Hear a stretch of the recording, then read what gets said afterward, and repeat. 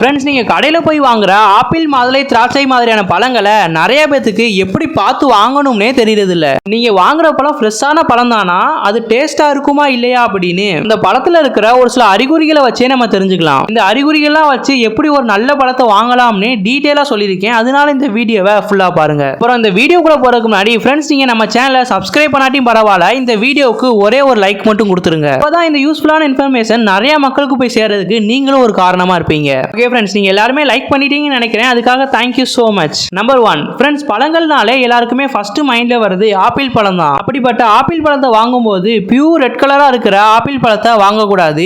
ஏன்னா அப்படிப்பட்ட ஆப்பிள் எல்லாமே மோஸ்ட்லி வெளிநாட்டுல இருந்து இறக்குமதி செய்யப்பட்ட ஆப்பிளா தான் இருக்கும். இது ரொம்ப நாளைக்கு கெட்டு போகாம இருக்கவும் பார்க்கறதுக்கு பளபளன்னு இருக்கிறதுக்காக அதுல மெழுகு தடவி இருப்பாங்க. அதனால இந்த மாதிரி லைட் ரெட் அண்ட் கிரீன் கலரா இருக்கிற ஆப்பிள் பழத்தை வாங்கலாம். அடுத்ததா அந்த பழம் ஃப்ரெஷ்ஷா இருக்கா இல்லையான்னு செக் பண்றதுக்கு ஆப்பிள் பழத்தோட பின்பகுதியை பாருங்க. சுருக்கம் இல்லாம லைட் கிரீன் கலர்ல இருந்துச்சுன்னா அது ஃப்ரெஷ்ஷான ஆப்பிள். இந்த மாதிரி ஆப்பிள் பழத்தை வாங்கிட்டு போனா வீட்ல ஒரு வாரம் வரைக்கும் தாங்கும். அதுவே சுருக்கம் பயங்கரமா இருந்து டார்க்கான கலரா இருந்துச்சுன்னா அது 2 இல்ல 3 நாட்களுக்குள்ளேயே கெட்டு போக ஆரம்பிச்சிடும். அதுக்கப்புறமா இப்ப இனிப்பான ஆப்பிளை எப்படி பார்த்து எடுக்கலாம்னு பார்க்கலாம். ஆப்பிள் பழத்துல இந்த மாதிரி சின்ன சின்னதா ஒயிட் கலர் புள்ளிகள் இருக்கிறத பார்த்திருப்பீங்க. இந்த புள்ளிகள் எந்த அளவுக்கு அந்த பழத்துல அதிகமா இருக்கோ அந்த அளவுக்கு அந்த ஆப்பிள் இனிப்பா இருக்குமா. ஏன்னா அதிக சூரிய ஒளியை பெற்ற ஆப்பிள் தான் இந்த மாதிரி அதிக வெள்ளை புள்ளிகள் இருக்கும். அதிக வெள்ளை புள்ளிகள் இருக்கிற மாதிரியான ஆப்பிள் பழத்தை பார்த்து வாங்கினீங்கன்னா மித்த ஆப்பிள் பழத்தை காட்டிலும் இந்த ஆப்பிள் பழம் ரொம்பவே இனிப்பா இருக்கும். நம்பர் 2 மாதுளை. ஃப்ரெண்ட்ஸ், மாதுளம்பழம் வாங்கும்போது அதோட மேல் பகுதியை பாருங்க. இந்த மாதிரி ஸ்ட்ரெயிட்டா இருந்துச்சுன்னா அது ஃப்ரெஷ்ஷான பழம். அதை வாங்கிட்டு போனீங்கன்னா ஒரு வாரம் வரைக்கும் தாங்கும். அதுவே அதோட முனைப்பகுதி காஞ்சு போய் உடஞ்சு போயிருந்துச்சுன்னா அது 2 நாட்களுக்குள்ளேயே அழுக ஆரம்பிச்சிடும். அது மட்டும் இல்லாம அதோட மேல் தோல்ல கருப்பு புள்ளிகள் ஓட்டைகள் இல்லாம பார்த்து வாங்கணும். அப்படி ஏதாவது இருந்துச்சுன்னா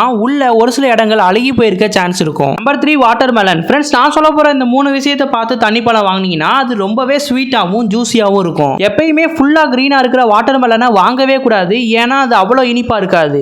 எல்லோ கலர் ஷேட் இருக்கிற மாதிரியான வாட்டர் மெலனா பார்த்து வாங்கணும். அப்பதான் அந்த வாட்டர் மெலன் சாப்பிட்றதுக்கு இனிப்பா இருக்கும். அதுக்காக எல்லோ கலரா இருக்கிற வாட்டர் மெலனை வாங்குறீங்கன்னு இந்த மாதிரி ஓவர் எல்லோவா இருக்காம இந்த மாதிரி குறிப்பிட்ட இடத்துல மட்டுமே பிரைட் எல்லோவா இருக்கிற வாட்டர் மெலனா பார்த்து வாங்கணும். செகண்ட் ஸ்டெப் என்னன்னா, நீங்க எல்லோ கலரா இருக்கிற வாட்டர் மெலனை சூஸ் பண்ணிட்டீங்கன்னா அதுக்கப்புறமா அந்த வாட்டர் மெலனோட கீழ்பகுதி பிரவுன் கலரா இருக்கான்னு செக் பண்ணுங்க. இப்படி பிரவுன் கலரா இருந்துச்சுன்னா மட்டும் வாங்குங்க. பிரவுனா இல்லாம இந்த மாதிரி கிரீன் கலரா இருந்துச்சுன்னா அந்த பழம் காயா இருக்கு, அதை 2 நாள் கழிச்சு தான் சாப்பிடவே முடியும். அதனால பிரவுன் கலரா இருக்கிற மாதிரி பாத்துக்கோங்க. கடைசியா அந்த வாட்டர் மெலனை தட்டி பாருங்க.